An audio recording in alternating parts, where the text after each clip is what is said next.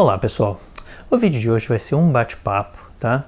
Respondendo aí a uma pergunta interessante do amigo do canal, o John, que fez uma pergunta sobre a relevância de literatura antiga na eletrônica atual, tá? Então, como tem um assunto meio vasto aí e com muitos exemplos, eu realmente trouxe aí a livraria, um pouco da biblioteca aí para cima da minha bancada.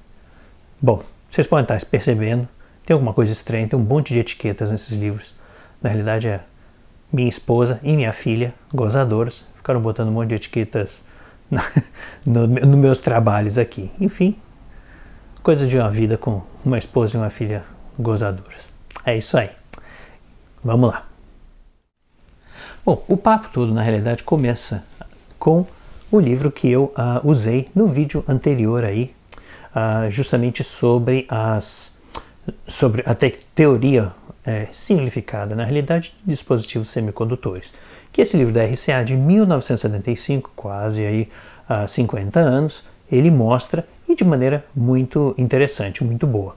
Um outro livro que eu já comentei aqui no canal é um livro também de curso básico de eletrônica do Aitan Povas. Ele fala mais ou menos o mesmo estilo, naturalmente em português, mas que é também muito interessante, e também é um livro lá da década de, até mais antigo, se não me engano, é de 69 ou 70, a edição original.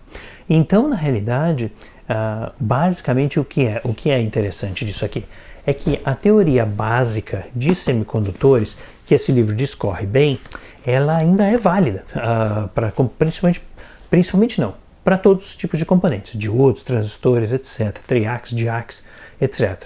E nesse caso, nessa época aqui, por exemplo, 75, o que acontece? O fabricante, a informação de um livro como esse é muito rica porque o fabricante estava tentando ensinar os engenheiros a como usar os componentes que eles vendiam, tá? Então, na realidade, essa é a ideia por trás de ter manuais, por exemplo, fornecidos por fabricantes, manuais tão completos, com tanta informação interessante. Justamente a ideia que é ensinar o engenheiro para que ele naturalmente tenha contrapartida comercial, para que ele compre os produtos da RCA, no caso aqui, e ponha no seu produto final. Tá? Então existe muita teoria, muito interessante e ainda relevante para os dias de hoje. Tá? Então esse tipo de livro é uma referência e é ainda extremamente útil. Claro, você vai ver aqui dentro do livro diversas seções nas quais você está cobrindo com o quê? Você está cobrindo com falando sobre componentes específicos, ou seja, tipos de transistores, a aplicação daquele específico transistor ou aquele específico triac, etc. Ou até às vezes circuitos antiquados, como circuitos de TV de raios catódicos, por exemplo. Né? Então tem uma série de elementos aqui, circuitos, etc., no índice, né? E até também às vezes amplificadores de RF, coisas assim, que a tecnologia atropelou, né, no final das contas, né? TVs de tubo não são muito comuns hoje em dia, né?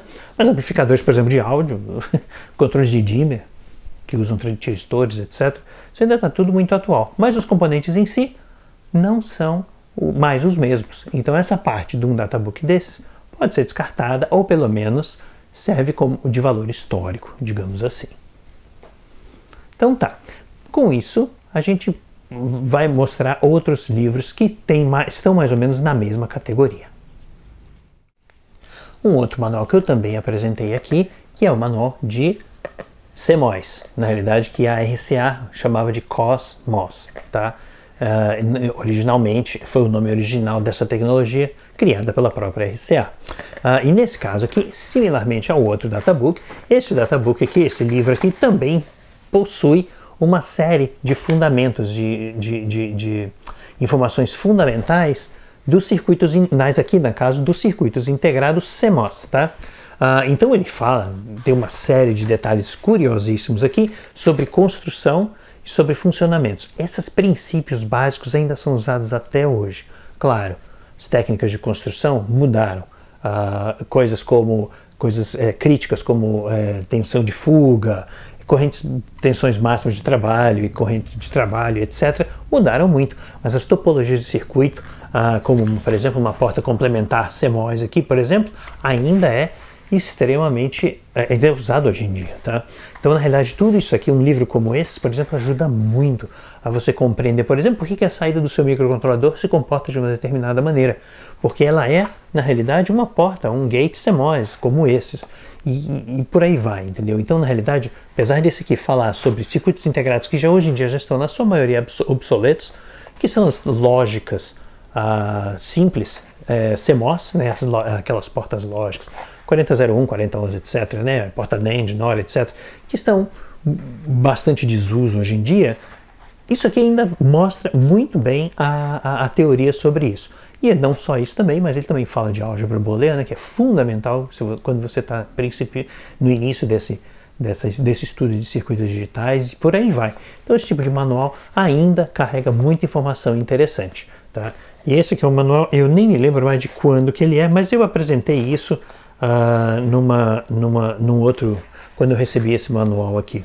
E outro detalhe também, claro, não só isso, mas também ele fala de circuitos em geral, tá? Circuitos geradores de rampa, de detecção, PLL, isso tudo é usado hoje em dia. Claro, hoje em dia tudo imerso dentro de cada circuitinho integrado, mas ainda assim os princípios de funcionamento são bastante válidos. Então um manual desses ainda funciona muito bem nos seus princípios básicos. E esse aqui, diferentemente do RCA, não tem necessariamente part numbers. Esse aqui ele fala genericamente de alguns part numbers, mas ele é basicamente um manual fundamental de teoria. Esse eu também já apresentei aqui, tá? Já mostrei o livro, e esse daqui é fundamental, esse daqui é extremamente utilizado hoje em dia. Todas as técnicas que esse livro é um livro exclusivo para conversores de dados, conversores conversores analógicos digitais e digitais analógicos, tá? Esse daqui eu já usei inclusive para explicação de multímetros e alguma coisa assim, conceitos de conversão analógica digital. Tem uma série de topologias que ainda são utilizadas até hoje, SAR, Sigma Delta, Pipeline, etc., cobertos por um livro como esse, tá? E esse livro aqui é de 76, se não me engano. Então é um livro também muito antigo.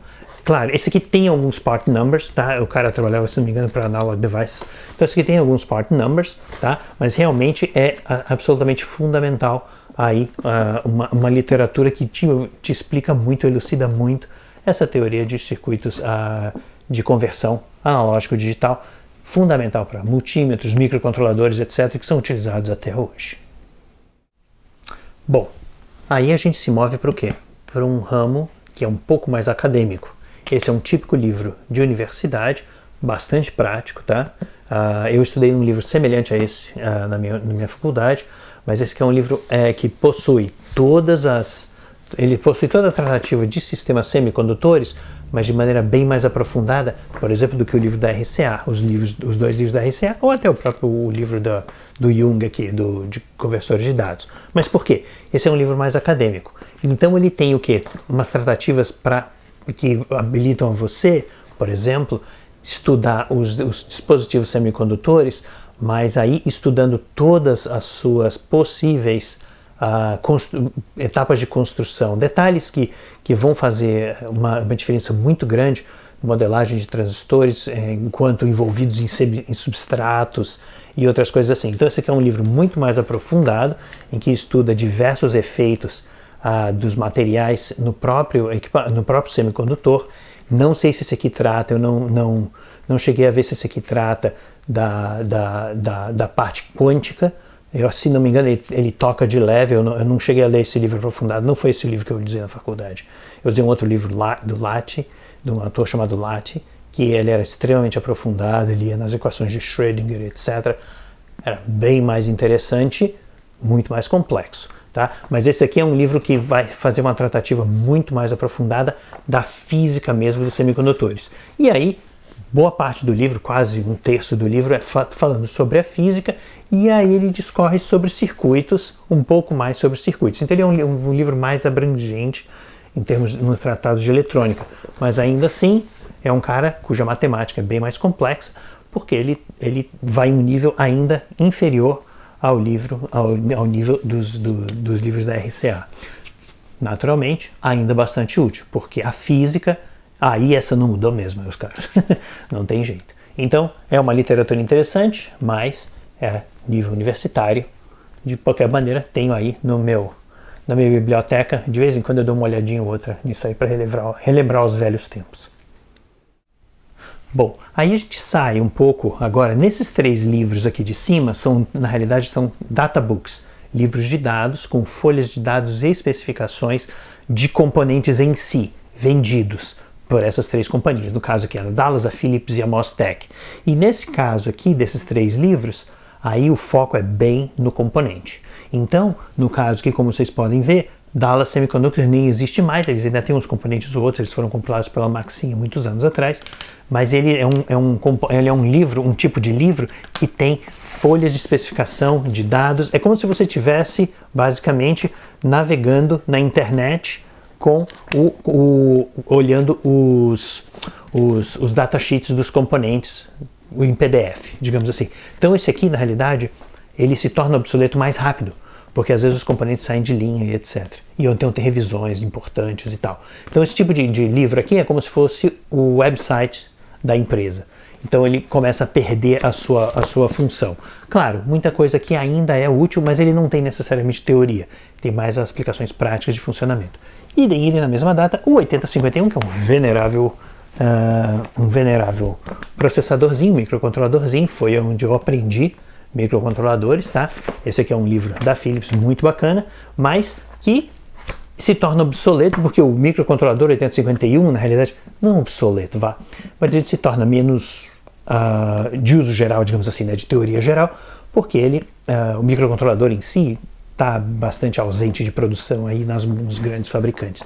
Mas ainda assim tem muita informação, mas de novo é no intuito de você olhar um manual de referência ou um datasheet na internet. E o Mostec, idem, aqui para uma arquitetura ainda mais antiga, que é a família inteira de Z80, que é do Zilog e Mostec. Esse daqui tem a teoria e todo o funcionamento dos microprocessadores Z80 da época e os manuais técnicos, etc. Então esse daqui, por exemplo, ele basicamente é um manual de programação inteiro do componente.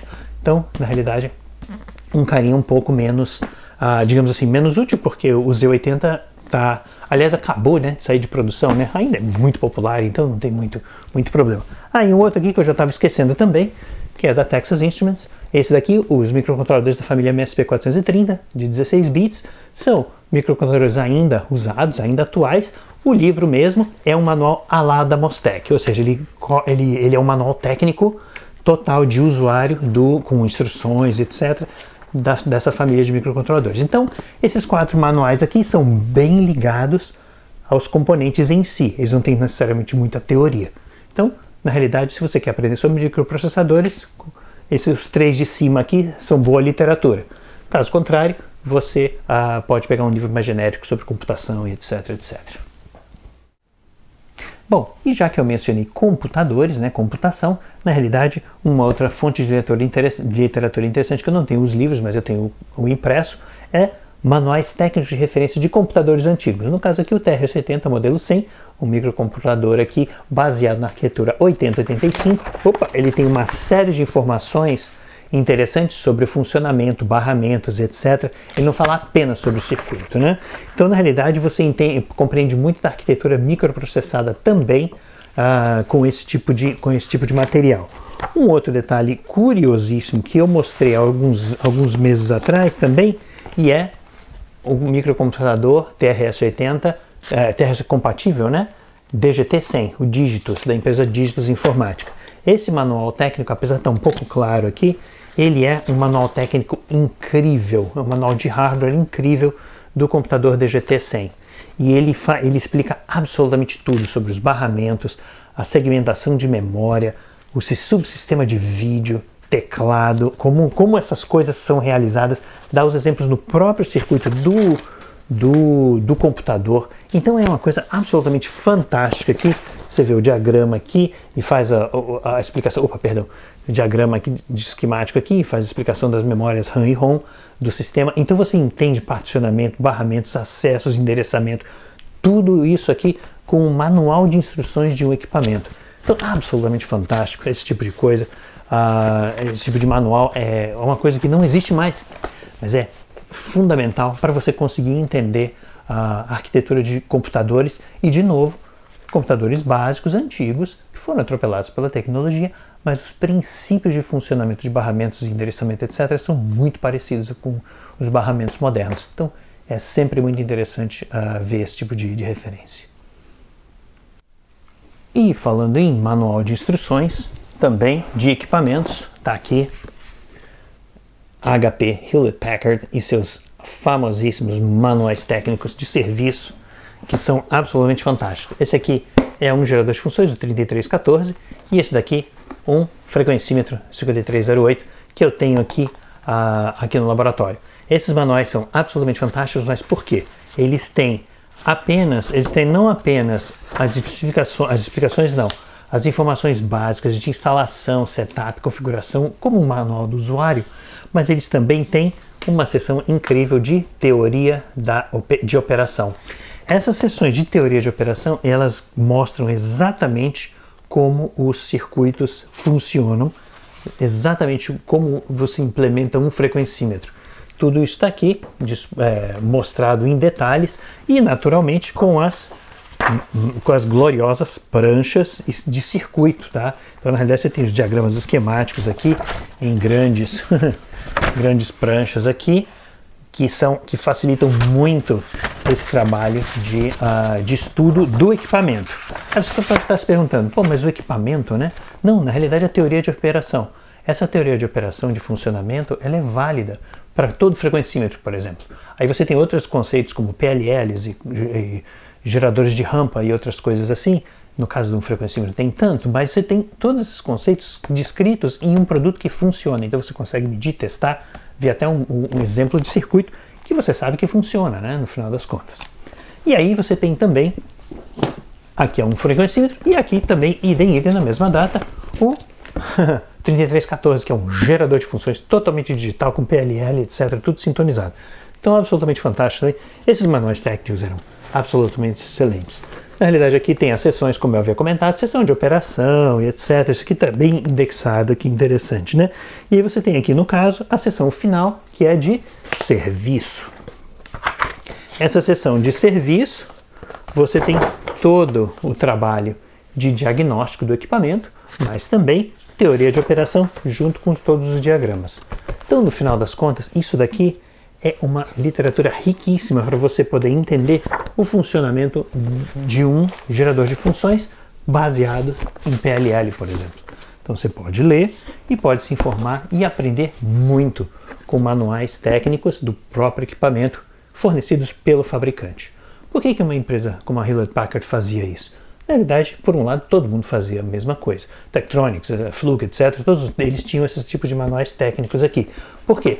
Porque eles consideravam que o engenheiro que conhecesse o seu equipamento a fundo, ele ia conseguir extrair o máximo de usabilidade do equipamento. E não só isso, ele ia ser leal à marca também, porque afinal de contas ele já conhece o equipamento, já conhece todas as topologias e consegue aí deslanchar no diagnóstico do seu produto final em si.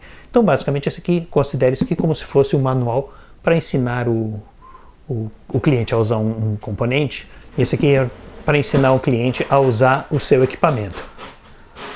A impressora resolveu imprimir alguma coisa. Enfim, então, basicamente, essa aqui é a finalidade, por exemplo, desse tipo de manual técnico extremamente aprofundado na teoria. Coisa que não se encontra mais. Bom, ainda no quesito de manuais de instruções, ainda tem aqui um manual fininho, desse que é o osciloscópio. O primeiro osciloscópio que a gente comprou, um Kenwood CS4025, 20 MHz, 2 canais, absolutamente comum para a época, comprado na Santa Ifigênia, mas da Kenwood, os japoneses são tradicionalmente extremamente irritantes pela falta de informação técnica. Então nem todo equipamento seguia as veneráveis HP, Fluke, etc. O manual do Kenwood é bastante simples, tem uma teoria básica de funcionamento muito básico, de operação muito básica, e meio que assume, eu acho que você já conhece o tipo de operação de osciloscópio. Então, para isso, a gente acabou usando o quê? Um manual de utilização de um osciloscópio, da empresa Editelli. Isso aqui, na realidade, era um curso de osciloscópios feito pela editora da Nova Eletrônica. Isso aqui eram fascículos incluídos na Nova Eletrônica, na revista Nova Eletrônica. Isso aqui que então tem o quê? Com seus 40 anos, isso aqui é final dos anos 70 e início dos anos 80, ainda extremamente valioso. Então, quer dizer, conhecimento, tá aqui um lindíssimo Tektronix, né? Mas então, é um curso básico mas de operação completa, com um pouco de teoria de funcionamento, mas operação completa de um osciloscópio. Na realidade, aqui na época, analógicos, né? Os digitais mudam um pouco, mas os fundamentos continuam aí bastante firmes e fortes. Então, de novo, mais um exemplo de literatura que, apesar do fabricante não ter não ter fornecido muita coisa, porque a gente, quando comprou o osciloscópio, eu tinha um conhecimento, meu pai não tinha nenhum conhecimento, a gente resolveu imprimir, encadernar um pouquinho. Aqui, imprimir não, na época não era impressão, na época a gente recortou da revista Nova Eletrônica esse curso e botamos aí encadernadozinho aí, e aí eu passei a usar isso aqui como referência básica para o uso de osciloscópios. Mas, de novo, 40 anos e ainda bastante relevante. Bom, voltando agora um pouco para a área de circuitos puros, digamos assim, né? Ainda assim, 2 livros aqui dos anos 90, da editora Érica, que eu já comentei sobre eles, os mostrei aí em um vídeo relativamente recente, quando eu estava na casa da minha mãe. Esses livros eu acabei trazendo, né? Trouxe agora há pouco tempo para cá. E são 2 livros, projetos de fontes chaveadas ainda extremamente atual, mais do que nunca, né? E projetos de osciladores é um livro também excepcionalmente bom. São 2 livros com bastante teoria, e esses livros têm o quê? Já 30 anos quase, né? Então, também, exemplo, um uso fantástico de livros mais antigos, mas que a teoria não muda tanto. Claro, no caso de projetos de fontes chaveadas, você sempre tem a evolução tecnológica, principalmente porque se pôs, nos últimos 30 anos, se pôs tanto dinheiro na pesquisa, no aprimoramento de fontes chaveadas, justamente porque elas se tornaram absolutamente já se espalharam, né, infectaram todo o mercado de fontes, completamente desbancando as fontes lineares em aplicações típicas, que realmente a tecnologia descrita num livro desses, ela é um pouco mais antiga, mas o princípio de operação ainda é totalmente válido. Então, é um dos exemplos aí. Bom, aí mais um exemplo também, um livro de teoria básica, mas que é extremamente útil, que é o livro de amplificadores operacionais aqui. Esse aqui é um livro, na realidade, editado pela Texas Instruments, mas ele chegou a ser editado fora também para venda, tá? Então isso aqui, na realidade, é um livro super bacana, que mostra diversas topologias. Esse aqui é um livro mais moderno, esse aqui já é dos anos 2000, mas mesmo assim, 20 anos, né? Já se vão. E ele é um livro também ainda bastante útil, fala sobre uma série de coisas, e ele usa, nesse caso que ele ainda usa também alguns componentes, naturalmente da Texas Instruments, mas ele usa alguns componentes e faz cálculos de diversas topologias de amplificadores e tal. Esse é um livro que é bastante interessante e bastante atual, apesar de ter já seus 20 anos. Ainda nos circuitos, você tem um livro aqui famosíssimo, 301 Circuitos, da editora da revista Elector, holandesa, se não me engano, e ele, na realidade, é um livro, uma coletânea de circuitos, como a Saber também tinha vários desses, né? Várias dessas coletâneas. Esse tipo de livro aqui tem também, vários dos circuitos foram atropelados pela tecnologia, mas ele ainda se encontram os componentes usados para esse tipo que você pode usar para fazer essas montagens aqui.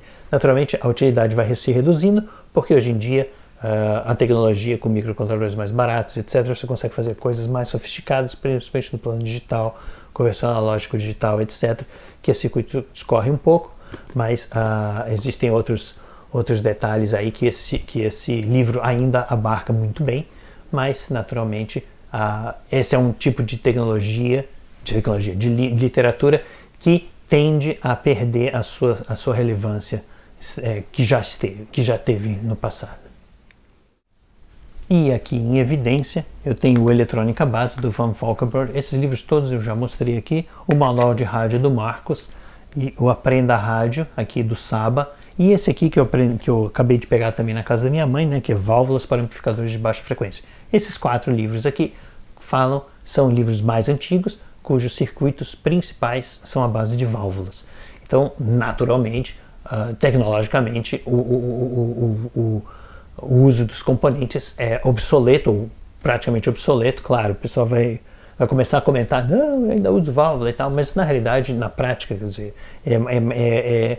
os circuitos a válvula são mais voltados para o entusiasta, né, para o público entusiasta, áudio e tal. Então, na realidade, eles perdem bem mais do ponto de vista tecnológico. Naturalmente, todos os princípios de radioeletrônica básica que são discorridos aqui são 100% válidos. A aplicação é que fica defasada por causa do tipo de componente que estava em voga quando esses livros foram editados. Ainda são válidos? São válidos, mas se tornam cada vez mais distantes no grau de usabilidade. Mas são muito bem feitos. Aí você pode estar se perguntando, puxa, mas e aí? Em questões de rádio, etc., o que tem de novo? Esse não é um livro muito novo, mas é o livro de RF Circuit Design que é excepcional. Esse livro aqui, ele é um livro que é do início dos anos 90, então, vá lá, 30 anos, só que o curioso dele é que ele discorre sobre fundamentos, detalhes tão fundamentais e ao mesmo tempo tão práticos, como componentes passivos, seu comportamento de frequência, respostas de frequência, etc., que eles são 100%, praticamente 100% reutilizáveis nos componentes de hoje. Naturalmente, você tem, por exemplo,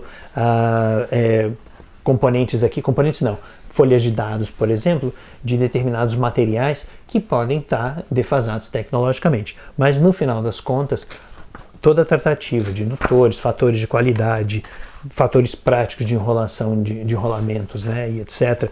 Inclusive, toda a teoria de circuitos ressonantes, diversas coisas práticas, são absolutamente fundamentais. Filtros de RF, no caso aqui o livro trata de filtragem de RF, isso aqui é tão relevante, mas tão relevante, casamento de impedância, isso aqui é tão relevante. Eu uso isso aqui hoje em dia no meu trabalho. Então, é um livro de 30 anos que é extremamente aplicável aos circuitos hoje em dia. Claro, você tem, então, as famigeradas cartas de Smith, perdi muito sono com isso aqui na faculdade, mas isso daqui, justamente toda a tratativa de casamento de impedâncias. Claro que você tem lá outros padrões aqui, parâmetros aqui, para amplificadores de RF, que, apesar de usarem transistores discretos, na realidade esse princípio ainda é usado hoje, mas de maneira integrada, né? Quanto mais a frequência aumenta, mais integrado você precisa ter, porque questões de impedâncias parasitas e outras coisas no circuito, elas afetam muito e você consegue manter isso sob controle num circuito integrado. Circuitos para Bluetooth, circuitos para Wi-Fi, circuitos para rádio de micro-ondas e etc. Isso tudo o princípio está aqui, o princípio fundamental está aqui, mas naturalmente você comprimiu os transistores, os indutores e capacitores. Então está aqui, tem ainda folhas de especificação, etc. Então, na realidade, esse aqui é um exemplo, por exemplo, de um livro de rádio, de tratativas de rádio extremamente modernos, extremamente modernizado, digamos assim, apesar do livro já ter 30 anos. Mas toda a teoria é bastante utilizada até hoje. Bom, pessoal, eu teria muito mais a falar de cada livro, de cada coisa aqui, e além do mais, naturalmente, eu deixei muitas outras coisas de fora, como as revistas técnicas e até os fóruns na internet e outras coisas assim, que estão coalhados de informação que vai além até da literatura, tá? Um dos detalhes de livros é que eles normalmente seguem uma ideia lógica, que se você está aprendendo, você consegue realmente uma sequência muito bem definida, em que você consegue entender os conceitos, eles vão abrindo para você de uma maneira muito bem feita. Então, um livro ainda vale muito a pena de acompanhar quando você quer aprender uma coisa, os fundamentos e tal, mesmo que o livro seja mais antigo, como os livros até baseados a válvula e tal, mas você realmente, eles são tão bem escritos que você realmente facilita muito o seu aprendizado, são altamente recomendados, tá?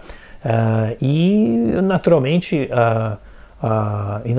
que a gente sempre enfatiza aqui, que se o livro ainda estiver em impressão e tal, prestigie o autor, né? Compra o livro original, eu acho que é mais uma deferência aí ao trabalho dele, tá? Então, se puder, né? Se não puder, se não tiver mais impressão, aí a coisa complica, né?